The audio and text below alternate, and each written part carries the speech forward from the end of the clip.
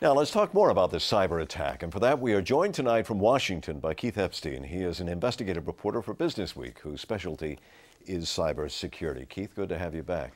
Good to be here. How can we be sure that the North Koreans are the ones behind these cyber attacks?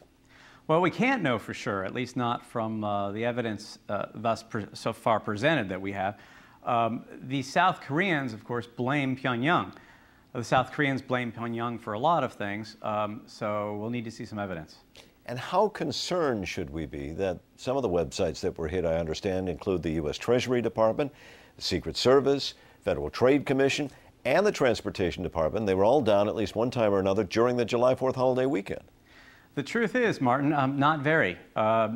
These attacks appear to have been, barring some presentation of new evidence, the old-style pranksterish so-called denial-of-service attacks, in which the perpetrators, usually hackers, often in the past teenagers, target certain systems and flood these sites with so much traffic that the sites can't temporarily function. So this wasn't, say, trying to interfere with the Department of Transportation, maybe trying to harm air traffic in some way? No, I mean, and that's the kind of thing that really worries security experts. Computer security experts are worried about interference with systems, command and control systems, with financial data, with the actual functioning or secrets that a company or a government might have.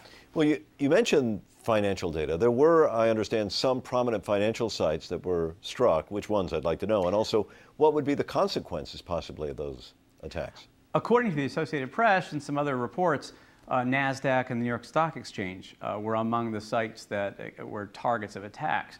But again, most businesses and many government agencies have grown pretty adept over the years at being able to fend these things off and basically shut down traffic from what they detect rather quickly is a bad neighborhood, in effect. Could this be some sort of precursor that someone is testing and may come back with a more devastating kind of cyber strike? Well, the thing that really worries cybersecurity professionals is on an entirely different level. Requiring, the Obama administration, for instance, right now is working on a cybersecurity initiative that involves the National Security Agency. It involves AT&T testing of a sophisticated system called Einstein, a way of monitoring traffic internationally and what comes into your country and trying to detect early what's happening, whether somebody's trying to pull something out again or run your system and affect the operations within your society. Keith Epstein, we've got to leave it there. Thank you very much. Thank you, Martin.